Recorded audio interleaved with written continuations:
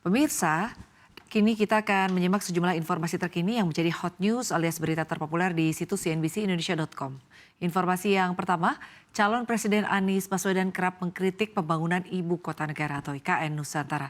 Menjawab kritik Anies, Deputi Bidang Pendanaan dan Investasi Otorita IKN Agung Wicaksono mengaku tidak mau ambil pusing dengan hal tersebut. Agung kemudian mengungkapkan saat ini ada 6 mitra investor asing yang bermitra dengan investor domestik yang akan membangun hotel, pembangkit listrik, dan sekolah dan juga rumah sakit. Selain itu ia mengatakan saat ini IKN sudah menerima 328 letter of interest yang mana sebanyak 45% berasal dari investor asing. Sementara itu PT Pakuwon Jati Tbk selaku salah satu investor di IKN menilai proyek ini akan tetap berlanjut. Presiden Direktur Pawon Alexander Stefanus Ridwan Suhendra mengatakan dirinya tidak mempermasalahkan jika ada capres yang menolak IKN. Ia mengungkapkan bahwa Pawon akan memulai tahap pertama pembangunan hotel bintang 4 dan sebuah mal di IKN. Total nilainya hampir mencapai 2 triliun rupiah.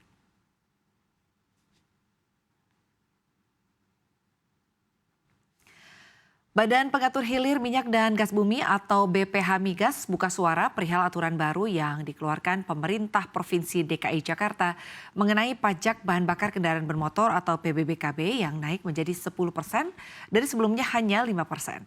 Anggota BPH Migas Saleh Abdurrahman mengungkapkan naiknya PBBKB khususnya di DKI Jakarta justru akan berpengaruh pada harga BBM non-subsidi. Namun ia mengatakan dengan potensi penyesuaian harga BBM non-subsidi tersebut dinilai tidak akan berpengaruh pada shifting atau perpindahan konsumen BBM non-subsidi menjadi konsumen BBM bersubsidi. Saleh menilai masyarakat Jakarta sudah banyak yang memilih BBM ramah lingkungan. Seperti diketahui dalam pasal 23 Perda Anyar ini disebutkan dasar pengenaan PBBKB merupakan nilai jual PBBKB sebelum dikenakan pajak pertambahan nilai. Di pasal 24 disebutkan bahwa pertama, tarif PBBKB ditetapkan sebesar 10%. Lalu kedua, khusus tarif PBBKB untuk bahan bakar kendaraan umum ditetapkan sebesar 50% dari tarif PBBKB untuk kendaraan pribadi.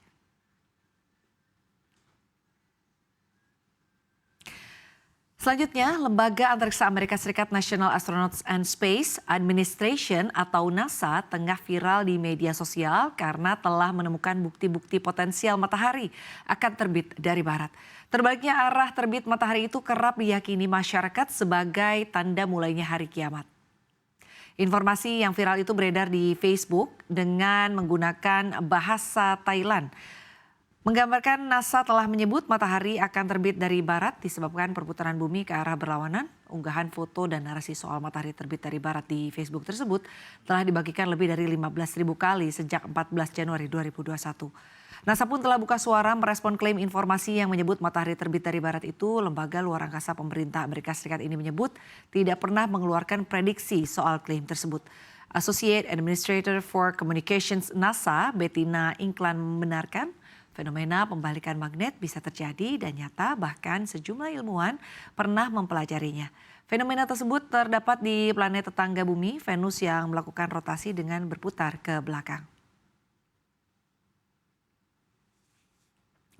Dan selanjutnya, CEO Google, Sundar Pichai memperingatkan para pengguna handphone Android untuk tidak melakukan sideloading di perangkat mereka.